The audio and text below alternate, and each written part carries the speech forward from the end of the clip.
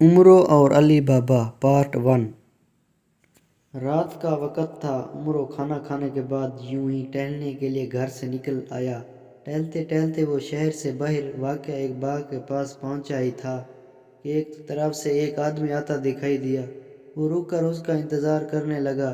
اسے خیال آیا کہ ہو سکتا ہے آنے والا کوئی اجنبی مسافر ہو اور اسے کسی قسم کی مدد کی ضرورت ہو۔ عمرو ضرورت مندوں کی مدد کرنا ثواب کا کام سمجھتا تھا۔ وہ جلدی قریب آ پہنچا۔ عمرو نے دیکھا وہ ایک بارش نوجوان تھا۔ شکل اور حلیے سے کچھ غریب لگتا تھا۔ اس نے قریب آ کر عمرو کو سلام کیا۔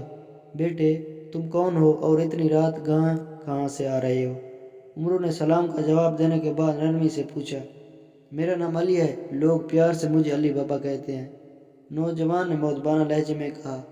علی بابا، کیا 40 چوروں والا؟ عمرو نے چونکتے ہوئے پوچھا۔ اوہ، آپ نے کیسے پہچانا ہے چاچا؟ نوجوان علی بابا نے حیرت سے کہا۔ چاچا ہمیشہ اپنے بھتیجوں کو پہچانتے ہیں، برخوردار، مگر تم نے اپنی حالت بنا کیا رکھی ہے؟ تمہارے پاس تو 40 چوروں کا خزانہ تھا۔ عمرو نے مسکراتے ہوئے کہا۔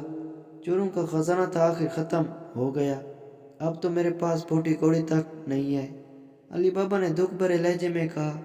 گھبراؤ نہیں علی بابا، اللہ تعالیٰ اور دے گا۔ کہاں جا رہے ہو؟ عمرو نے ہمدردی سے یہ پوچھا۔ جانا تو خواجہ عمرو عیار کے گھر تھا، مگر مجھے اس کا گھر معلوم نہیں، کیا آپ اسے جانتے ہو؟ علی بابا نے کہا۔ اپنا نام سن کر عمرو چونکا، پھر بولا، ہاں میں عمرو عیار کو جانتا ہوں، آؤ تمہیں اس کے پاس لے چلوں۔ علی بابا خوش ہو گیا اور عمرو کے ساتھ چل پڑا۔ یہ تو بتاؤ کہ عمرو سے تمہیں کیا کام ہے علی چاچا؟ راستے میں چلتے چلتے اس نے پوچھا۔ معاف کرنا چاچا، میرا نام علی چاچا نہیں علی بابا ہے، علی بابا نے ہنس کر یہ کہا۔ کوئی بات نہیں چاچا، ہمیشہ بابا کے بھائی کو بھائی کہا جاتا ہے۔ عمرو تمہارا کیا لگتا ہے؟ عمرو نے سر ہلاتے ہوئے کہا۔ فی الحال تو کچھ نہیں، لیکن سنا ہے وہ بوڑھا آدمی ہے، اس لیے میں اسے عمرو کہوں۔ علی بابا نے کہا۔ تم کافی باادب نوجوان ہو، لیکن عمرو کے پاس کیوں اور کس مقصد کے لیے جا رہے ہو؟ عمرو نے مسکرا کر کہا۔ مجھے اس سے ایک ضروری کام ہے، سنا ہے کہ اس کے پاس بہت دولت ہے، علی بابا نے جواب دیا۔ عمرو نے چونک کر اس کی طرف دیکھا اور سوال کیا۔ تو کیا تم اس کی دولت لوٹنے آئے ہو؟ لا حول ولا قوت، میں نے اندازہ بھی نہیں لگایا ہے چاچا، علی بابا نے بے اختیار ہنس کر کہا۔ ایسے کہ تم پہلے بھی 40 چوروں کی لوٹ مار کی کمائی ہڑپ کر چکے ہو، مگر یاد رکھو کہ عمرو کی دولت پر قبضہ نہیں کر سکو گے۔ عمرو نے برا سا منہ بنا کر کہا۔ تم غلط سمجھتے ہو بڑے میاں، میں حرام کی دولت پر لعنت بھیجتا ہوں، علی بابا نے خفا ہو کر کہا۔ مگر عمرو کے پاس تو ساری دولت حرام کی کمائی ہوئی ہے، جو وہ جادوگروں کو لوٹ کر حاصل کرتا ہے۔ عمرو نے مسکرا کر کہا۔ نہیں، جادوگر کافر اور اللہ کے دشمن ہیں، ان کی دولت عمرو کے لیے حلال ہے، علی بابا نے تیزی سے کہا۔ عمرو نے دل ہی دل میں علی بابا کی ذہانت کی تعریف کی اور دونوں باتیں کرتے کرتے شہر میں داخل ہو گئے۔ اپنے گھر پہنچ کر عمرو نے دروازہ کھولا۔ علی بابا کو اندر آنے کا اشارہ کرتے ہوئے گھر میں داخل ہو گیا۔ اندر آ کر انہوں نے علی بابا کو چارپائی پر بٹھایا اور باورچی خانے سے اس کے لیے کھانا لا کر اس کے لیے سامنے رکھ دیا۔ یہ کس کا گھر ہے چچا؟ علی بابا نے پوچھا۔ اچھا تم بسم اللہ کرو اور پہلے تسلی سے کھانا کھا لو، پھر باتیں کریں گے، عمرو نے دوسری چارپائی پر بیٹھتے ہوئے نرم لہجے میں کہا۔ علی بابا کھانا کھانے لگا۔ اس نے پیٹ بھر کر کھانا کھایا اور خدا کا شکریہ ادا کیا۔ آپ بہت مہربان اور مہمان نواز ہیں چچا، علی بابا نے عمرو سے کہا۔ یہ تو بتاؤ کہ تم عمرو سے کیوں ملنے آئے ہو؟ عمرو نے مسکراتے ہوئے پوچھا۔ مجھے شرم آتی ہے بتاتے ہوئے، علی بابا نے سر جھکا کر کہا۔ شرم کیسی؟ کیا تم عمرو سے شادی کروانے آئے ہو؟ لیکن اس کی کوئی اولاد نہیں ہے، عمرو نے منہ بنا کر کہا۔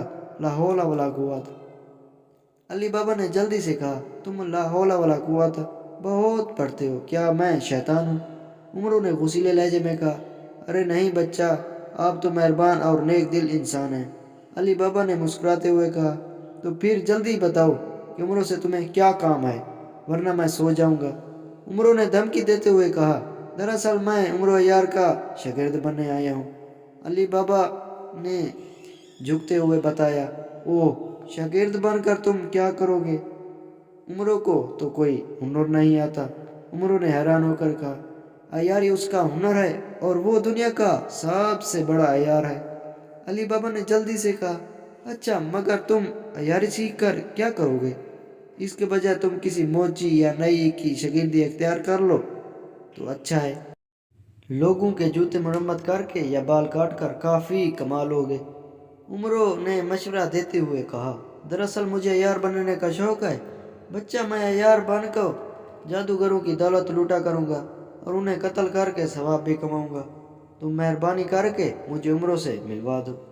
अली बाबा ने मुस्कुरा कर ये कहा, लेकिन उमरों तो लूट मार की दौलत अपने पास नहीं रखता। वो तो गरीबों, यतीमों, मस्किनों, बेवाओं और हाजतमंदों में बांट दिया करता है। उमरों ने कहा, मैं भी ऐसा ही करूँगा। अली बाबा ने जल्दी से कहा, मैं गरीबों, यतीमों के लिए कमाऊँगा और इस तरह उनकी मदद करूँगा। क्या तुम सच कहते हो अली बाबा? उमरों ने पूछा। अल्लाह की कसम, मेरा यही इरादा है। बस आप मुझे उमरों से मिलवा दें। मैं अली बाबा ने कसम खाते हुए कहा, अरे यार, उमरों गया भाड़ में, तुम मेरे शागिर्द बन जाओ। उमरों ने बुरा सा मुंह बनाकर कहा, ओह, आपके पास कौन सा हुनर है जो मैं सीखूंगा? अली बाबा ने चौंक कर पूछा, मेरे पास हर किस्म का हुनर है, खाना पकाना, बर्तन साफ करना, कपड़े धोना। उमरों ने ये मुस्कुरा कर कहा, नहीं चचा, ये सारे काम मुझे पहले से ही आते हैं। अली बाबा ने हंसते हुए कहा, क्या उल्लू बनाना आता है तुम्हें? किसी को गधा बना सकते हो? उमरों ने पूछा। नहीं तो, क्या ये भी हुनर है क्या?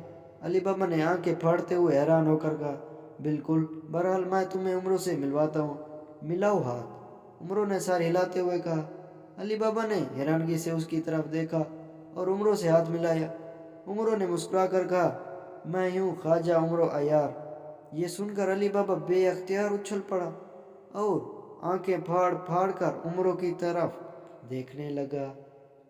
अगला पार्ट देखने के लिए हमारे चैनल में विज़िट कर लें। शुक्रिया।